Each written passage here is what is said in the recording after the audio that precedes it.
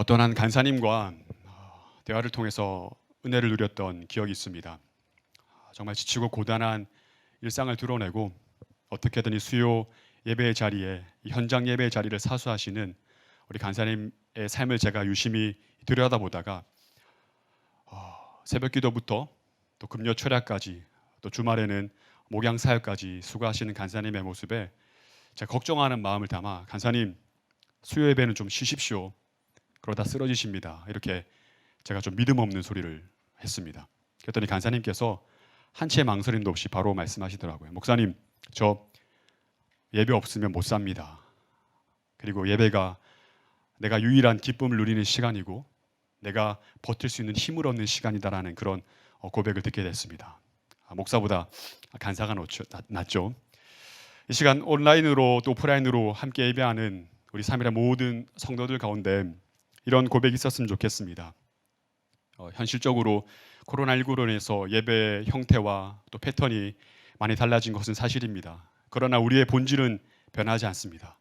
저와 여러분들은, 온라인으로 예배하는 모든 우리 3일의 가족들은 바로 예배 없으면 못 사는 자들입니다. 그래서 이 예배 시간을 통해서 우리의 기쁨을 회복하고 우리의 버틸 수 있고 견딜 수 있는, 주님 다시 오실 그날까지 우리가 말씀대로 사명을 감당할 수 있는 힘과 능력을 공급받는 그런 복된 예배 시간 되었으면 좋겠습니다. 반드시 살아계신 하나님께서 하늘 문을 여시고 이곳을 주목하시고 우리 각자의 삶의 현장에, 또 삶의 교회 예배 현장에 크신 은혜로 채우실 것을 확신합니다. 질문 한 가지 드리겠습니다. 여러분들은 신앙생활을 함에 있어서 누리게 되시는 가장 큰 유익은 무엇이라 생각하십니까? 신앙생활을 할 때 누릴 수 있는 가장 큰 유익, 여러 가지 이야기를 할 수 있겠죠. 혹 이런 분은 안 계실 겁니다. 이 땅에서 남부럽지 않게 잘 먹고 잘 사는 것. 네, 왜곡된 복음이죠. 우리는 기복신앙이라 이야기를 합니다. 우리 3일의 성도님들은 한 분도 이런 분들이 안 계실 텐데, 또 어떤 분들은 죽어서 천국 가는 겁니다. 네, 궁극적인 구원이죠. 우리의 신앙의 궁극적인 이유이자 목적이기도 합니다. 그런데 먼 훗날 도래할 그 어떤 시점이 아니라 바로 지금 오늘이라는 현실 가운데 살아가는 저와 여러분에게 있어서 이 신앙생활이라는 것이 주는 가장 큰 유익은 무엇이겠습니까? 바로 진리를 아는 것입니다. 왜 진리를 아는 것이 신앙생활의 가장 큰 유익이 되는가? 그것은 우리의 삶이 혼란스럽기 때문입니다. 인생들이 혼돈 가운데 거하기 때문입니다. 혼란스럽고 난리의 소문으로 가득하고 혼돈 그 자체인 일상을 살아가는 우리에게 이 진리라는 것이 바른 질서를 부여해 주기 때문이죠. 바로 창조주 하나님으로부터 부여된 질서입니다. 그 어떤 인간도, 그 어떤 세계도 만들어낼 수 없는 바로 하나님께서 부여하신 질서, 그 가운데 머무는 것이죠. 진리를 알지니 진리가 너희를 자유케 하리라. 여러분, 참된 자유는 바로 하나님의 질서 안에 들어가서 그 안에 머물 때에만 주어집니다.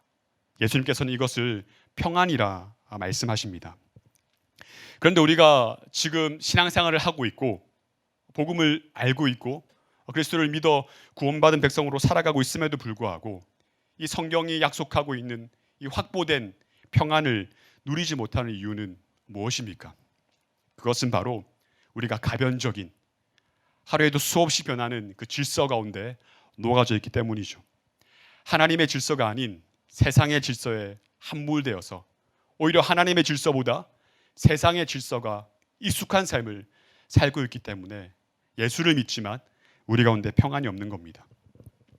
여러분, 세상이 얼마나 빠르게 돌아갑니까? 4차 산업혁명, 뉴노멀, 리셋, 언컨택트, 이 빠르게 변화하는 이 시대의 가치들 속에 우리는 갈피를 어떻게 잡아야 될지도 모른 채 서 있습니다. 그리고 가치가 소용돌이 치는 그 한복판에 우리가 서서 진짜 우리가 단단하게 정신을 바짝 차리고 꽉 붙잡아야 할 그 하나님의 가치와 질서는 무엇이겠습니까? 요한복음 14장 27절에서 예수님께서는 분명히 말씀하십니다. 우리 자막으로 준비했는데요, 우리 함께 읽어보도록 하겠습니다. 요한복음 14장 27절입니다. 함께 읽겠습니다.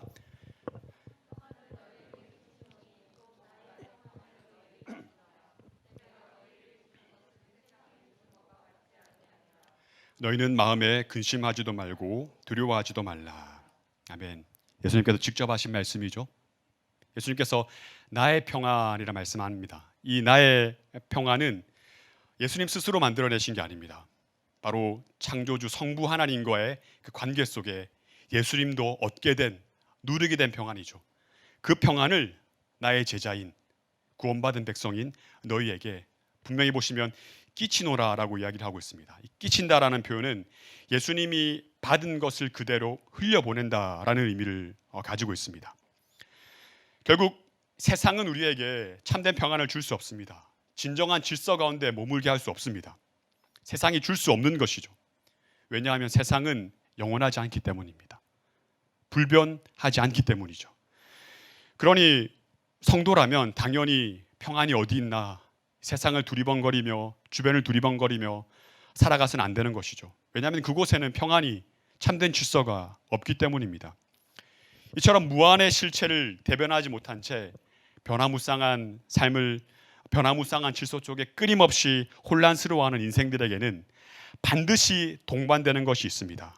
아까 띄워주셨던 요한복음 27절 말씀에 예수님께서 뭐라 말씀하십니까? 마지막에 근심하지 말고 두려워하지 말라. 바로 그것입니다. 마음의 근심과 두려움입니다. 하나님의 질서가 아닌 세상의 질서에 녹아져 있고 함몰되어 있는 인생은 반드시 근심과 걱정을 하게 되어 있다는 것이죠. 여러분의 신앙생활을 하지만 지금 이 순간도 예배를 드리지만 우리 가운데 혹시 그 마음의 근심과 두려움이 있을 수 있겠죠. 네. 그러면 다른 말로 표현하면 무슨 말입니까? 하나님의 창조의 질서를 벗어났다. 관역에서 벗어났다. 함마르티아, 이게 바로 성경이 말하는 죄의 정의입니다. 죄의 상태에 우리가 놓여져 있고 노출되어 있다는 것이죠. 이 죄의 상태는 무엇을 의미합니까? 바로 하나님과의 관계의 단절입니다. 하나님과의 관계에 단절되어 있고 하나님의 질서를 벗어난 삶. 결국 그러한 인생들에게는 반드시 마음의 근심과 두려움이 생길 수밖에 없는 것이죠. 우리가 함께 살펴본 누가복음 21장의 이 말씀은 소위 종말 광하라고 일컬어지는 본문입니다. 누가복음과 같은 관점으로 기록되어 있는 마태, 마가복음, 이 세 개의 복음서를 공관복음이라 하죠. 이 공관복음 세 곳에서 모두 기록될 정도로 이 종말 광하의 본문은 매우 중요하고 확실한 본문입니다. 본문의 배경은 이렇습니다. 예수님께서 십자가의 사명을 감당하시기 위해 예루살렘 성전으로 입성하십니다. 성전에서 늘 하시던 대로 제자들과 예수님을 따르는 수많은 무리들에게 하나님의 나라와 하나님의 말씀을 가르치시고 또 비유로 하나님의 복음을 증거하십니다. 십자가의 죽음의 시간이 다가오면 다가올수록 예수님께서 내뱉으시는 그 말씀 한마디 한마디에는 예수님의 전인격과 전 존재가 담깁니다. 더 큰 무게감을 실어서 제자들에게 복음의 말씀을 전하십니다. 지금 십자가의 절정, 복음의 절정으로 가는 그 과정 가운데 바로 오늘 이 종말 광하의 본문이 기록된 것이죠. 종말 광하의 본문은 21장 7절부터 시작합니다. 여기 보시면 그들이 물어 이르되 7절에 이렇게 기록되어 있습니다. 선생님이여, 그러면 어느 때 이런 일이 있겠사오며 이런 일이 일어나려 할 때는 무슨 징조가 있겠사오리까? 여기서 그들이 누구겠습니까? 그들은 제자들입니다. 예수를 모르는 자들이 아닙니다. 복음 밖에 있는 자들이 아닙니다. 바로 하나님의 자녀들, 구원받을 백성들입니다. 여기서 이 공관복음 중에 가장 먼저 기록된 이 마가복음에는 이 그들이라는 단어를, 이 그들이라는 사람들을 조금 더 구체적으로 설명합니다. 4명의 제자들로 설명하고 있습니다. 베드로, 야고보, 안드레, 요한, 이 4명의 제자가 예수님께 물었던 거예요. 어느 때 이런 일이 있겠습니까? 그리고 이런 일이 일어날 때에 무슨 징조가 있겠습니까? 눈에 보이는 가시적인 종말의 때와 징조를 예수님께 묻습니다. 그랬더니 예수님께서 답변하시죠. 10절부터 19절까지에는 이 환란의 징조에 대해서, 내가 다시 올 때 예수님께서 재림할 그 종말의 때에 난리와 난리의 소문이 있을 것이고 미혹하는 자들이 일어날 것이고 곳곳에 기근과 지진과 전염병이 있을 것이고 이런 나타날 현상들에 대해서, 환란의 징조들에 대해서 설명하십니다. 그리고 이어서 20절부터 28절까지에는 예루살렘에 임할 그 환난, 그리고 인자가 오심에 대해서 설명하고 있습니다. 그리고 이어지는 29절부터 33절까지는 무화과 나무에서 배울 비유에 대해서 설명하시면서 종말을 강조하고 있습니다.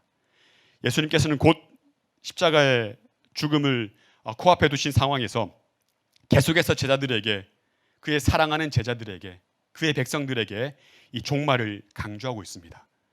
그 종말을 준비하는 태도와 자세에 대해서도 이제 구체적으로 설명하고 계십니다. 그런데 어쩌면 오늘날 우리 수많은 그리스도인들이 이 종말에 대해서 회의적인 태도를 갖는 경우들을 많이 볼 수 있습니다. 종말론 하면 뭔가 이 두려운 느낌, 뭔가 거부하고 싶은 느낌, 뭔가 회피하고 싶은 그런 느낌이 들어서 이것을 가치 없는 것으로 치부하거나 이해하기 어려우니까, 해석하기 어려우니까 경시하는 경우들이 있습니다. 여러분 한번 생각해 보십시오. 우리의 삶에, 우리의 이 현실의 삶에 만약에 종말이 없다면, 최종적인 심판과 구원의 날이 없다면 종말을 살아가는 우리에게 어떤 일들이 일어나겠습니까? 인류의 인생의, 이 땅의 모든 역사의 목적과 운명이 하나님이 아닌 인간의 손에 맡겨지게 될 것입니다. 반드시 하나님을 배제한 채로 자기 중심성으로 인생을 꾸려나갈 것이 분명합니다. 그러나 감사하게도 여러분, 종말은 있습니다. 그리스도를 주로 고백하는 우리에게 종말은 무엇입니까? 절망이 아닙니다. 소망이죠. 그래서 그것을 간절히 우리가 애타게 간절한 마음으로 고대하고 기대하고 기다리는 것입니다. 이러한 종말의 소망은요, 어떤 우리의 감각, 직감 이런 것으로 확보되는 것이 아니죠. 인자가 마지막 날에 영광과 권능으로 재림하실 것이다. 27절 보시면 그때 사람들이 인자가 구름을 타고 능력과 큰 영광으로 오시는 것을 보리라. 아멘. 바로 영광과 권능으로 재림하실 이 종말의 근거가 바로 예수님의 증언, 다시 오실 하나님의 나라의 실체이신 예수님의 증언에 근거하고 있다는 겁니다. 그때 궁극적으로 예수님께서 이 땅에 오셔서 종말 때에 재림하셔서 모든 악을 심판하시고 우리가 겪고 있는 모든 고통을 끊어내시고 그가 소유한 사람들을, 그가 택한 사람들을 불러서 그에게로 모으실 것입니다. 이것이 바로 저와 여러분이 이 혼란스럽고 소망이 없고 이 가변적인 세상을 살아갈 수 있는 유일한 이 종말의 확실성이라는 겁니다. 31절에서 말씀하죠. 하나님 나라가 가까운 줄을 알라. 이 마태, 마가복음에서는 같은 공간복음에서는 이 본문을 이렇게 기록합니다. 인자가 문 앞에 이른 줄 알라. 하나님의 나라가 가까이 온 줄 알아. 그 다음에 인자가 문 앞에 이른 줄 알아. 이 하나님의 나라는 곧 인자를 의미하는 겁니다. 예수 그리스도십니다. 예수 그리스도가 가까이 온 줄로 알라. 이 알라라는 표현이 단순히 어떤 좀 알아주면 안 되겠니? 권유하거나 당부하거나 부탁하는 말씀이 아닙니다. 명령형으로 기록되어 있습니다. 명령한다. 내가 나의 택한 백성들에게 명령한다. 너희는 이 때를, 이 종말의 때를 인지하라. 반드시 알고 있으라라고 말씀을 하시는 거죠. 무슨 말입니까? 모르면 큰일 난다라는 거예요. 왜냐하면 이 종말이라는 것이 구원의 문제와 직결된 중요한 문제이기 때문입니다. 그러므로 너희는 반드시 이 종말을 인지하고 있어야 된다라고 예수님께서 직접 우리에게 하시는 말씀입니다. 그렇게 종말을 강조하신 이후에 예수님께서는 거기서 말씀을 그치지 않습니다. 그렇다면 도래할 이 하나님의 나라, 종말을 인지하고 있는 너희들이, 종말을 맞이할 너희들이 어떠한 마음으로, 어떠한 자세와 태도로 준비를 해야 될지를 구체적으로 우리에게 말씀하십니다. 21장 7절부터 시작된 이 종말 광화의 결론 부분이 바로 저와 여러분이 읽었던 34절부터 36절까지의 말씀입니다. 먼저 34절 말씀을 우리 함께 보시겠습니다. 함께 우리 34절 말씀을 읽어보도록 하겠습니다. 시작. 너희는 스스로 조심하라. 그렇지 않으면 방탕함과 술 취함과 생활의 염려로 마음이 둔하여지고 뜻밖의 그날이 덫과 같이 너희에게 임하리라. 아멘. 예수님께서는 종말을 말씀하시고 어떻게 준비해야 될지를 크게 두 가지로 설명하십니다. 먼저는 34절에 스스로 조심하라. 그리고 36절에 항상 기도하며 깨어있으라. 이 두 가지 권고 중 어느 것도 미래에 초점이 맞춰져 있지 않습니다. 바로 오늘, 지금 이 순간, 우리의 현재, 우리 자신에게 초점을 맞추고 있는 것을 볼 수 있습니다. 무엇을 강조하는 것일까요? 시대의 끝은 그 끝을 예상하거나 예고하는 것으로 준비할 수 있는 것이 아니다. 현재 너희가 제자로 살아가는 너희가 깨어있음으로 신실함으로 준비해야 되는 것임을 우리에게 말씀하고 있는 겁니다. 그렇다면 그 첫 번째 당부가 무엇입니까? 스스로 조심하라 말씀합니다. 우리 22장 8절부터 쭉 보시면 이런 외적인 어떤 지각 변동들이 있습니다. 난리에 소문으로 가득하겠고 큰 지진과 기근, 메마름이 있을 것이고 또 전염병이 있을 것이다. 그리고 너희가 한 번도 경험해보지 못한 천지가 격동하는 큰 징조들이 있을 것이다. 여러분, 이런 것들 우리가 막을 수 없지 않습니까?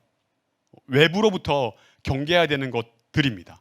하지만 예수님께서는 이제 이 종말을 말씀하시면서 이 종말 광화의 결론 부분에 이 외부의 경계의 대상들을 우리 내부로 끌어오는 것을 볼 수 있습니다. 스스로 점검하고 돌아보라. 마음과 생각을 지켜내라. 바로 이 말씀이 마태복음, 공관복음 동일한 본문인 24장에서는 준비하고 있으라 라고 기록하고 있고요. 마가복음 13장에서는 주의하여 깨어 있으라. 이 스스로 조심하라는 표현이 너희가 준비하고 있으라, 주의하여 깨어 있으라라고 기록되어 있습니다. 그렇다면 여러분, 무엇을 구체적으로 준비해야 될까요? 조심해야 할까요? 종말의 시가에 조심해야 할 행동 지침에 대해서 예수님께서 구체적으로 세 가지를 언급하십니다. 34절 보시면 세 가지가 등장하죠. 첫 번째, 방탕함입니다. 두 번째, 술 취함입니다. 세 번째로 생활의 염려입니다. 방탕함과 술 취함과 생활의 염려로 마음이 둔하여지는 것을 경계하라라고, 조심하라라고 말씀합니다. 먼저 이 방탕함을 좀 살펴보겠습니다. 여러분, 이 방탕함이라는 단어는 헬라어로 클라이펠레라고 사용되는데, 우리가 흔히 아시다시피 국어 사전적 의미로 주색 잡기에 빠져서 행실이 옳지 못함, 윤리적으로 타락하고 윤리적으로 잘못된 그런 인격이 상실된 그런 상태를 의미하지 않습니다. 이 클라이팔레라는 단어는 머리가, 중심이 이리저리 뒤흔들리다 라는 뜻의 의미로 정확하게 제어되지 않는 탐욕을 의미하는 단어입니다. 뭐라고요? 제어되지 않는 탐욕입니다. 바로 이어나오는 이 술 취함, 매네라는 단어와 같은 맥락으로 늘 사용되는 것을 볼 수 있습니다. 이 술 취함은 어떤 의미입니까? 만취된 상태, 우리의 중추신경이 지배된 상태입니다. 세상의 쾌락과 관심에 흠뻑 젖어 있는, 취해 있는 상태입니다. 바로 이 두 단어, 클라이팔레와 이 매네가 성경 곳곳에서 성령 충만과 대조되는 의미로 사용되는 것을 볼 수 있습니다. 그래서 항상 이 방탕함과 술 취함에 묶여서 등장합니다. 에베소서에서도 그렇고요, 갈라디아서에서도 그렇습니다. 우리 에베소서 5장 18절 말씀을 잘 아는 말씀인데요, 함께 한번 읽어보도록 하겠습니다. 함께 읽겠습니다. 시작.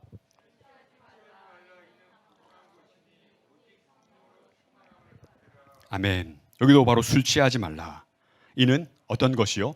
방탕한 것이다. 이 술 취함과 방탕이 또 쌍으로 등장하는 것을 볼 수 있습니다. 무엇과 대치됩니까?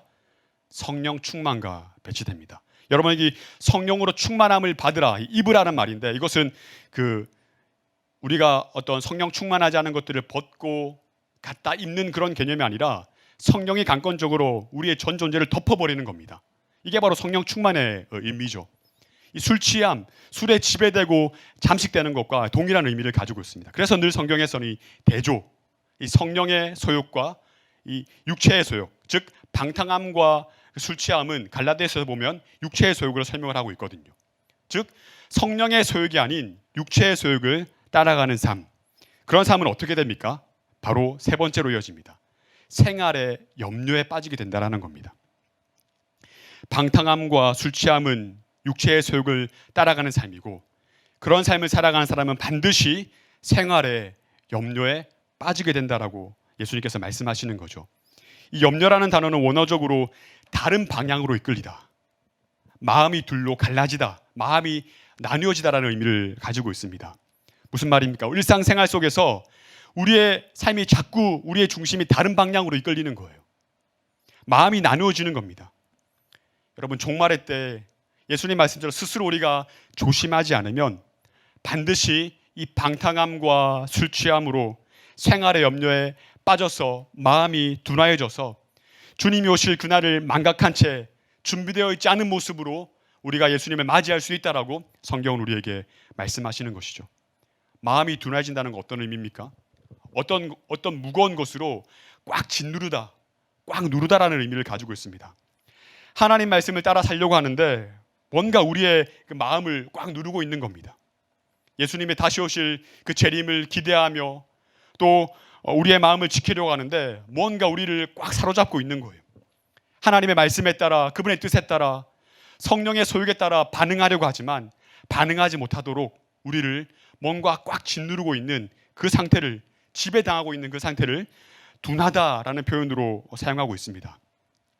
종말을 사랑하는 성도 여러분, 우리는 스스로 조심해야 됩니다. 무엇이 우리를 둔하게 만드는지, 무엇이 우리를 짓누르고 있는지, 무엇이 우리를 지배하고 있는지를 우리가 스스로, 우리의 남이 이룰 수 있는 게 아니죠. 스스로 우리는 조심하고 점검하고 주의하여 살펴야 된다라고 예수님께서 직접 말씀하고 있습니다. 예전부터 친하게 지냈던 우리 후배 한 명에게 진짜 오랜만에 연락을 했습니다. 코로나인데 잘 지내고 있냐, 이렇게 제가 안부를 물었는데 대부분 보면 선배는 잘 지내고 있습니까? 이렇게 답하는 게 보편적이지 않습니까? 그런데 제가 잘 지내고 있냐, 별일 없냐 물어봤더니 바로 형, 저 청약 당첨돼서 집 샀어요라고 이야기를 하는 겁니다. 네, 잘 지내냐 물었는데 집으로 대답을 하는 겁니다. 순간 좀 부럽기도 하고 좀 마음에 좀 배가 아팠지만 너무 축하한다, 야, 너무 잘 됐다라고 이야기했는데 묻지도 않았는데 또 바로 말하는 겁니다. 근데 형, 시세 차익이 4억이야, 4억. 갑자기 마음이 이렇게 어려워지는 겁니다. 제 마음이 흔들리기 시작하는 겁니다.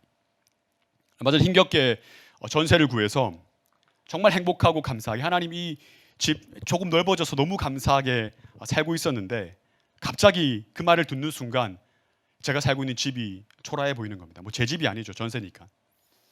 그래서 마음이 이렇게 흔들리고 나뉘어지기 시작하는 겁니다. 갑자기 없던 근심과 걱정이 생기기 시작하는 거예요. 나는 언제 집을 마련하지? 동생도 후배도 마련했는데 나는 지금 이렇게 있어도 되나? 지나가다가 로또라도 한번 긁어야 되나?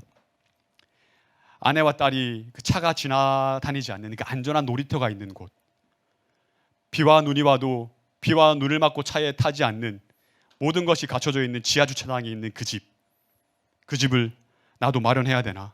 어떻게 마련해야 되지? 나도 집을 갖고 싶다. 거기에 들어가면 우리 가정이, 우리 아내와 딸과 내가 안전할 수 있을 텐데, 이런 마음이 염려에 사로잡히기 시작하는 겁니다. 그 말을 듣기 전에는 정말 감사하고 행복함으로 하루하루를 주님께 영광 돌리며 살고 있었는데 그 말을 들으니까 제 마음이 흔들리기 시작하는 겁니다. 또 얼마 후 신방을 하는데 한 청년과 카페에서 만났습니다. 코로나니까 마스크를 썼겠죠. 마스크를 썼는데 서로 이제 이야기를 나누는데 그 청년의 그 미소가 마스크를 뚫고 나오는 겁니다. 그래서 궁금해서 물었어요. 도대체 무슨 일 있냐, 좋은 일 있냐라고 물었더니 저를 보고 씩 웃더니 목사님, 올랐대요. 뭐가? 주식이 올랐답니다. 네. 그래서 또 배가 아픈 마음에 또 궁금하게 됐습니다. 도대체 얼마나 올라야 이 마스크를 뚫고 그 웃음에 그 미소가 전달될 수 있느냐 물어봤더니 월급의 2~3배 정도가 올라서 벌었다라는 겁니다. 또 저의 마음이 흔들리기 시작했습니다. 제가 하고 있는 이 사역이, 또 제 삶이 갑자기 막 초라하게 느껴지는 거예요. 일상이 초라해지는 겁니다.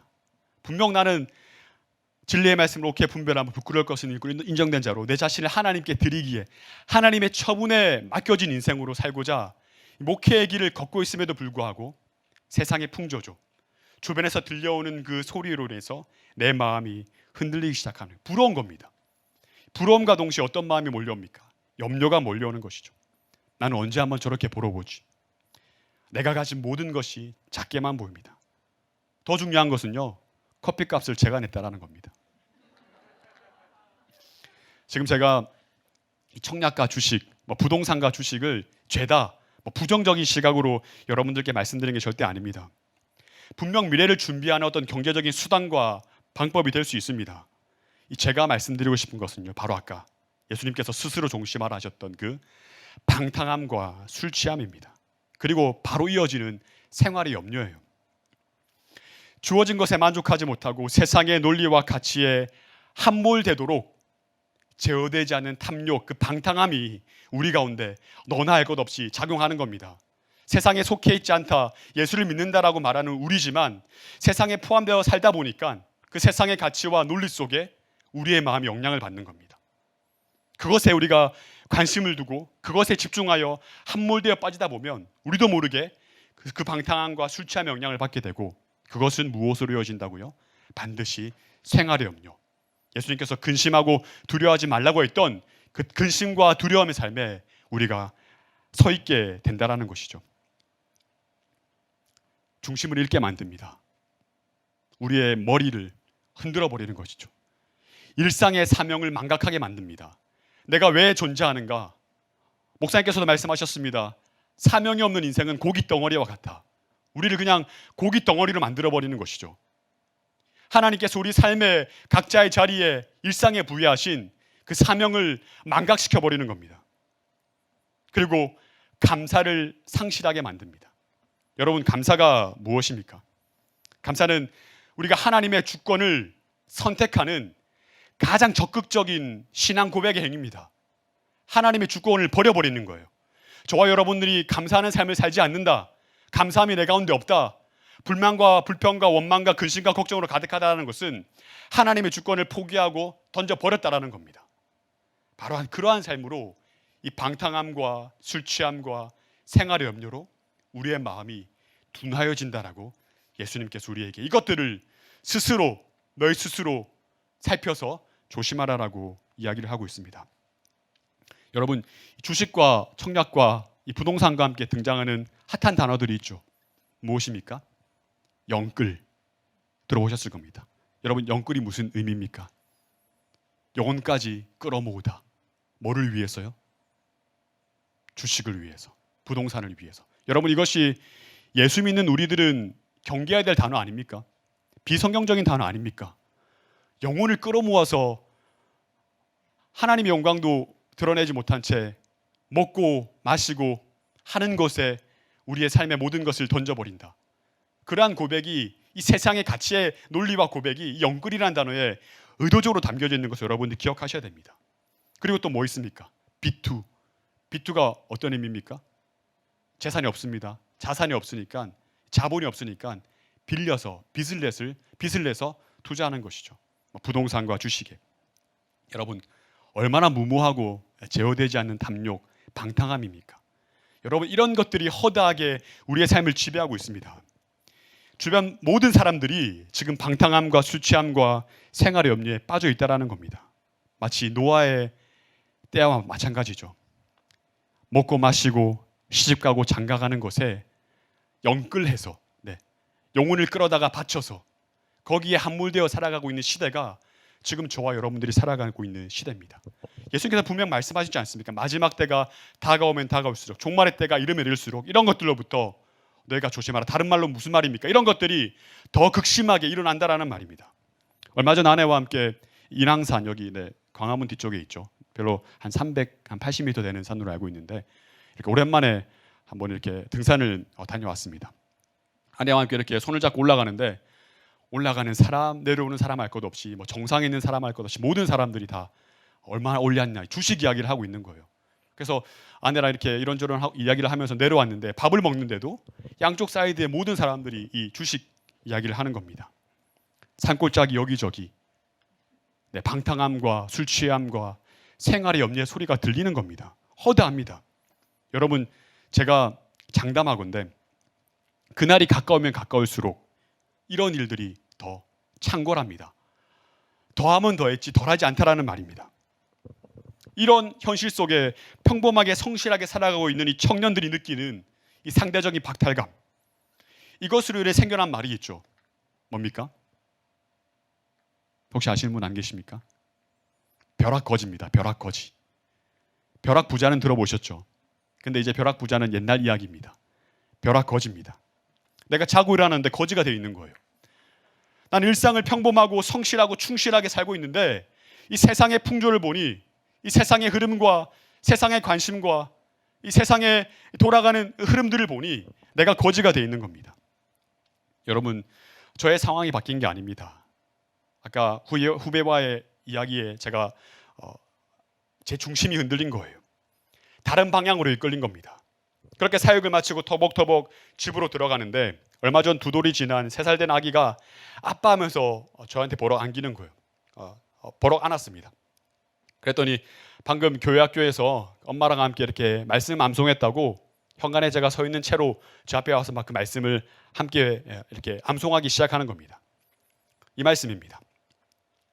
하나님의 나라는 먹는 것과 마시는 것이 아니요 오직 성령 안에 있는 의와 평강과 희락이라.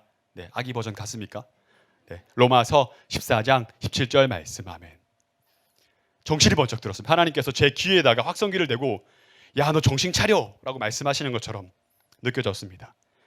그렇게 아내는 밥을 하고 있는 동안 제가 이제 아이를 좀 이렇게 봐야 되는데 보기 귀찮아서 그 교회학교 율동 유튜브를 좀 이렇게 틀어놨습니다.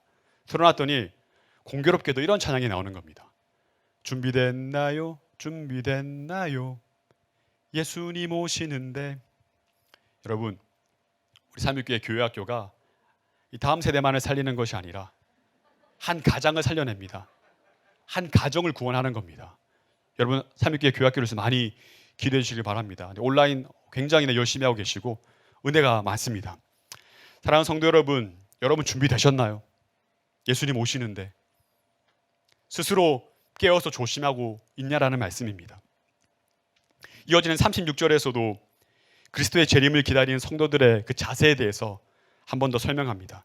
우리 36절 말씀을 다 같이 한번 한 목소리로 읽어보겠습니다. 함께 읽겠습니다. 시작.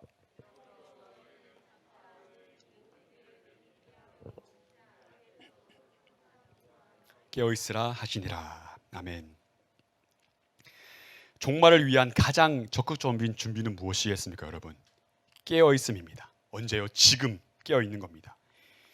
깨어있는 삶은 아까 앞에 언급했던 그 대격변, 종말의 대격변을 피할 수 있는 능력을 우리에게 제공한다라고 설명합니다. 그리고 무엇보다 우리는 깨어있음으로 궁극적인 가치죠. 인자 앞에 설 수 있다라고 말씀하고 있습니다. 장차 인자 앞에, 예수 그리스도 앞에 이 종말의 때에 서야 하는 인생의 모습은 어떤 모습이어야 합니까? 바로 방향을 바로 잡고 이리저리 흔들리지 않고 중심을 잃지 않고 똑바로 서서 하나님을 향해 시선을 고정하는 겁니다. 이 땅의 것이 아닌 하늘의 것, 가변적인 것이 아닌 불변한 가치, 일시적인 것이 아닌 영원한 가치를 우리가 주목하고 그것에서 시선을 떼지 않는 겁니다. 이것이 바로 깨어있음입니다. 요즘 딸아이가 입에 달고 사는 말이 있어요. 아빠 잘했지요? 아빠 잘했지요? 네. 먹는 것, 자는 것, 입는 것, 모든 일에 아빠의 칭찬과 반응을 기대합니다. 변기가 아닌 기저귀에 또 매트에 바닥에 소파에 시를 하고 응가를 했음에도 불구하고 씩 웃으면서 아빠 잘했지요? 이야기를 합니다. 밥 한 숟갈 먹고 옆으로 흘려도 아빠 잘했지요. 네. 모든 것에 아빠의 기대와 반응을 이렇게 요구하는 것이죠. 말씀을 보다가 이런 깨달음이 생겼습니다. 바로 깨어있음이 이것이구나. 하나님 아버지의 반응에 주목하는 것, 하나님 아버지의 평가에 목매는 것, 하나님의 칭찬을 기대하는 것, 바로 이것이 깨어있음이구나. 그래서 요즘 저는 일상의 소소한 모든 순간들마다 혼자서 이렇게 중얼거립니다. 하나님 저 잘했지요. 운전을 하면서 하나님 저 운전 잘하지요. 밥을 먹으면 하나님 저 밥 잘 먹지요. 심지어는 화장실에 가서 볼일을 보면서 하나님 저 잘 보지요. 네. 이 모든 소소한 모든 사사건건에 이 하나님을 인지하고 그분의 반응과 기대를 요구하는 겁니다. 이게 바로 깨어있음이라는 것이죠. 잠언서에서 지혜자는 우리에게 이렇게 말씀합니다. 잠언서 3장 6절 말씀입니다. 제가 준비를 안 한 것 같은데요. 제가 한번 읽어드리겠습니다. 너는 범사에 그를 인정하라. 그리하면 내 길을 지도하시리라. 아멘. 잘 아는 말씀이시죠? 여호와를 인정한다 할 때 인정하다라는 말이 야다입니다. 이것은 단순히 지식을 습득하는 게 아니에요. 여호와를 그냥 우리가 지적으로 안다라는 말이 아닙니다. 관계적인 단어입니다. 관심을 가지다, 여호와의 반응을 기대하다라는 말이에요. 바로 하나님 잘했지요 그 말입니다. 이것이 바로 하나님을 인정하는 것, 그분의 반응을 기대하는 것입니다. 이것이 바로 종말을 사는 깨어있는 저와 여러분들의 궁극적인 인생의 기대이며 가치여야 한다라는 것이죠. 장차 예수님께서 이 땅에 오실 겁니다. 권능과 영광과 함께 구름 타고 이 땅에 오실 때 우리가 인자 앞에 설 때에 받게 될 그 하나님의 궁극적인 반응과 칭찬이 바로 이것 아닙니까? 잘하였도다 착하고 충성된 종아, 이제 네가 나와 함께 영원히 나의 즐거움에 참여하자. 여러분, 어쩌면 우리가 이 한평생 걸쳐서 우리가 치열하고 정말 힘겹게 버티며 견디며 세상에서 모진 소리 들어가며 이렇게 힘든 이 시대를 거쳐가면서 우리가 신앙생활하는 궁극적인 이유가 바로 이것 아닙니까? 이 소리 한번 들으려고 우리가 신앙생활하는 것 아닙니까? 인자 앞에 설 때 마치 죄인처럼 고개를 숙이고 엎드려진 모습이 아니라 하늘을 우러러 하나님 그리스도를 바라보며 서 있는 우리에게 그 그리스도께서 이렇게 말씀하시는 겁니다. 잘하였도다 착하고 충성된 종아, 이제 나와 함께 영원히 나의 즐거움에 참여하자. 여러분, 이것이 바로 우리의 신앙의 본질이며 이유라고 생각을 합니다.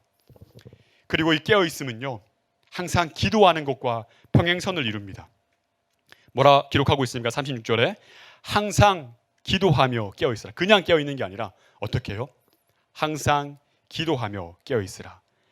기도는 종말에 사는 우리가 이 초점을 잃지 않도록 정확하게 집중하도록 도와주는 최선의 준비가 바로 기도이기 때문이죠.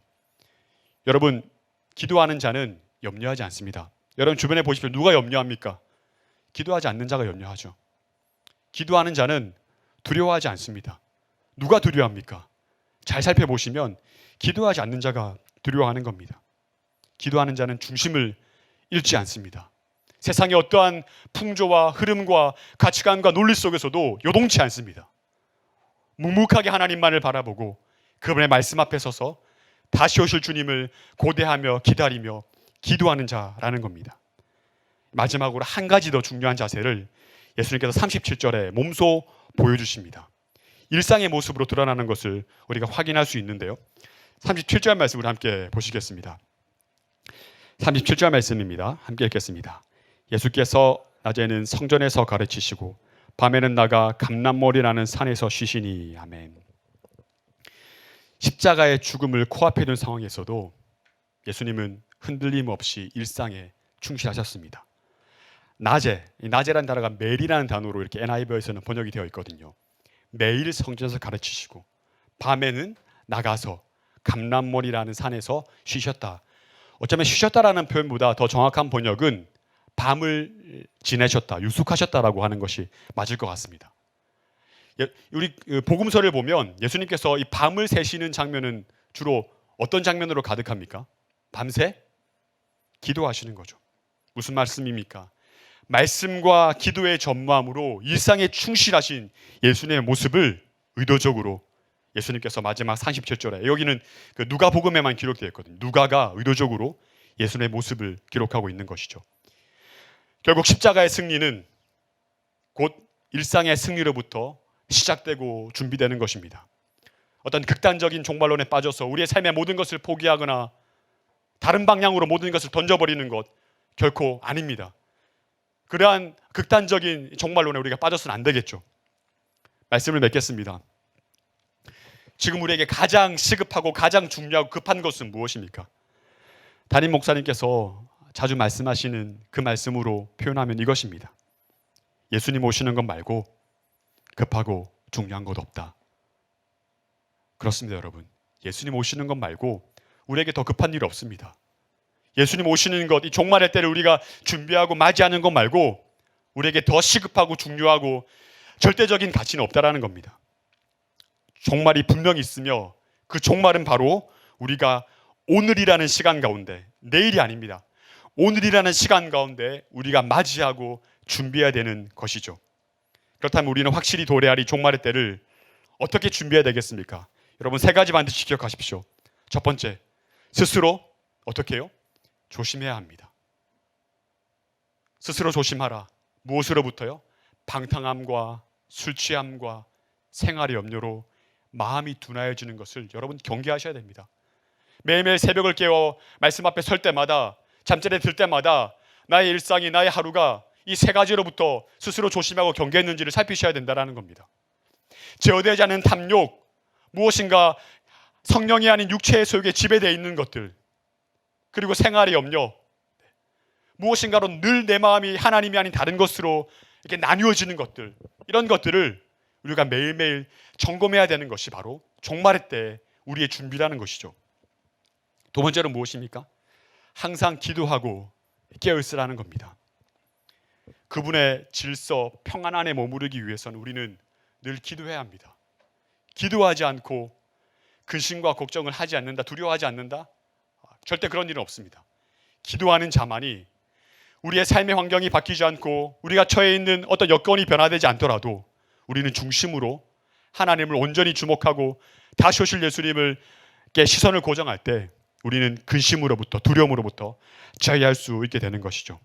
방향을 바로잡고 다시 오실 그리스도께 우리의 시선을 고정하는 것입니다. 무엇으로요? 항상 기도함으로. 하나님, 나 잘했지요. 하나님을 인지하고 늘 하나님과 이렇게 관계 맺는 삶, 그것이 바로 깨어있음입니다. 마지막으로 바로 말씀과 기도로 우리 일상에 충실히 임하는 것입니다. 여러분들이 살고 있는 그 일상에 녹아져 있는 것이 무엇입니까? 각자의 은사가 다르고 각자의 삶이 다르고 각자의 주어진 사명이 다르지 않습니까? 각각 사람들마다 여러분들에게 주어진 일상은 바로 하나님으로부터 부여된 것이죠. 그분의 질서가 여러분들의 일상 속에 녹아져 있다는 겁니다.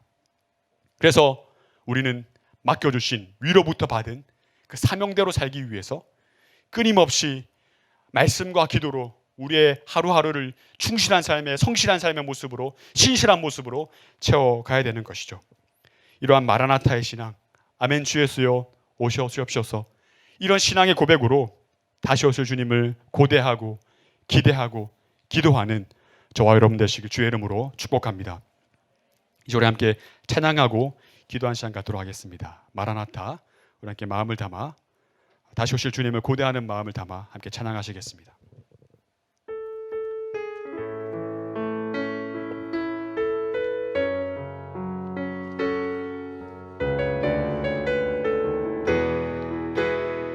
마라나타,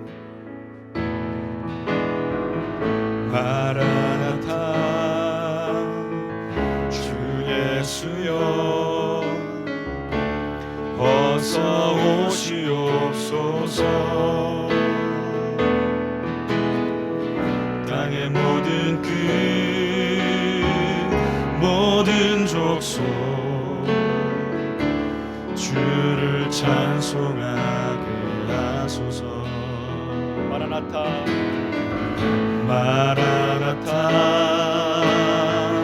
주 예수여 어서 오시옵소서.